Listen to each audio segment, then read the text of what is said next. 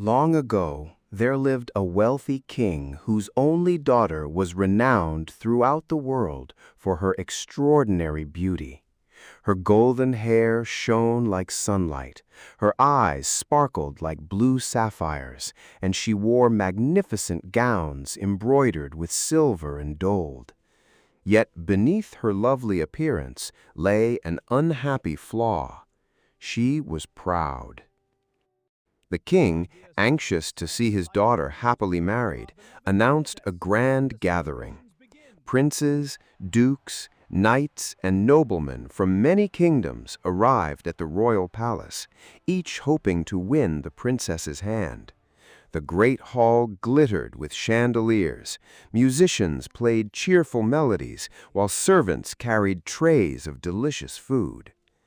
The king proudly presented each suitor to his daughter. Instead of treating them kindly, she mocked every one. One prince was too tall. "He's like a pine tree." Another was too short. "He could hide behind my chair." One was rather stout. "He rolls instead of walking." Another was thin. "A strong wind might blow him away."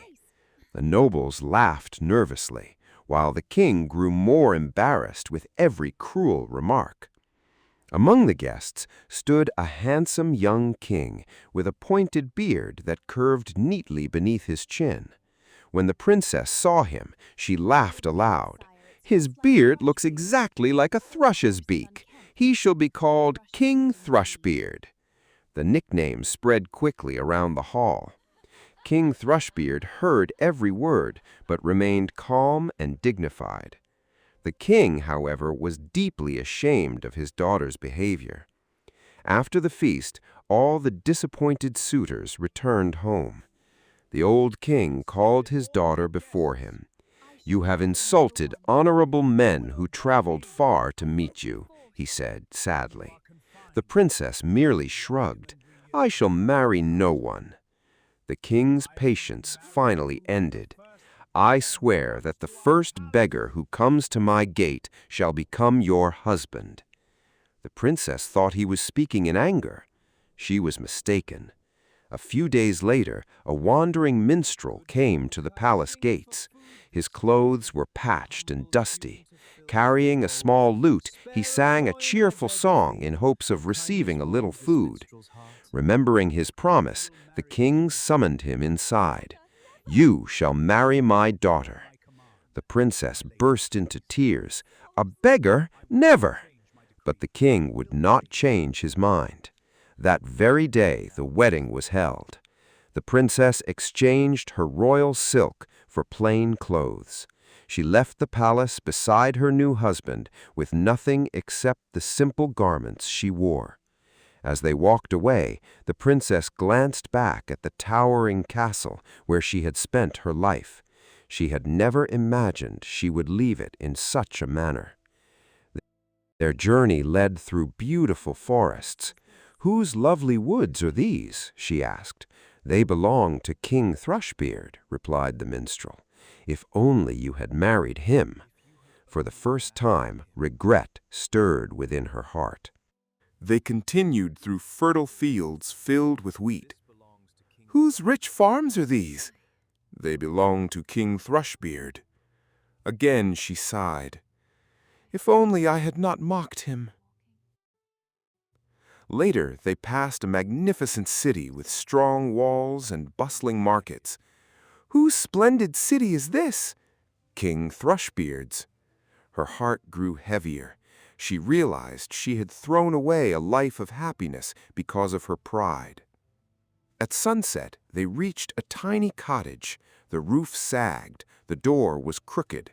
Smoke drifted from a small chimney. "This is our home," said the minstrel. The princess stared in disbelief. She had never entered such a humble place. There were no servants, no luxurious beds, no grand dining hall. Everything would have to be done by hand.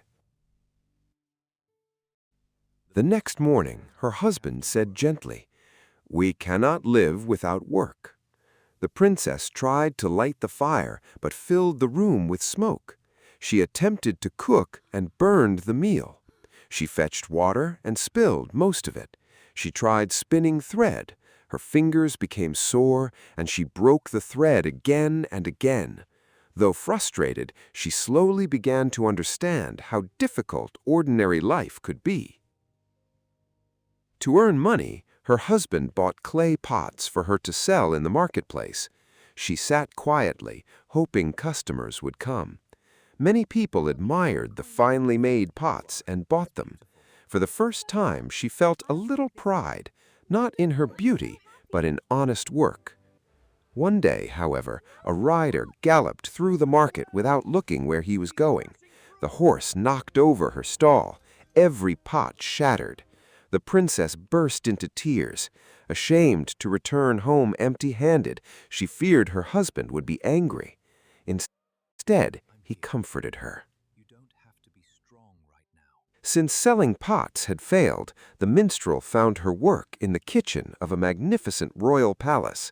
She scrubbed floors, she washed dishes, she carried heavy pots. Often she was exhausted by evening. Yet she noticed that the palace servants treated each other with kindness and respect. She slowly became gentler and humbler herself. One day, the palace prepared for a magnificent wedding celebration. The kitchens were filled with wonderful aromas. The princess secretly watched the richly dressed guests entering the glittering hall. She thought sadly of the life she had once possessed. Suddenly, a splendidly dressed king approached her. He held out his hand. "Will you dance?" She looked up in surprise. It was King Thrushbeard. Before she could answer, he smiled warmly. I was the minstrel. The princess stared in astonishment. He explained that after she mocked him before all the assembled nobles, he had disguised himself to teach her the value of humility, compassion, and honest work. He had wanted her to discover that true worth lies not in beauty or wealth, but in kindness. The princess wept. "I behaved cruelly. I mocked everyone because I was proud. I am deeply sorry." King Thrushbeard saw that her regret was sincere. He forgave her. The servants brought beautiful royal clothing for the princess. She was once more dressed as befit a queen, not because of her beauty, but because her heart had changed. The old king arrived and embraced his daughter with tears of joy. This time there was a true wedding celebration, filled not with mockery, but with laughter, music, and forgiveness. King Thrushbeard and the princess ruled wisely together. The princess never again judged people by their appearance. Instead, she became known for her fairness, kindness, and generosity towards rich and poor alike. And so they lived happily ever after. Pride and arrogance can blind us to the worth of others. Humility often comes through experience. Kindness and character are more valuable than beauty, wealth, or status. People can change when they sincerely recognize their mistakes and choose a better path.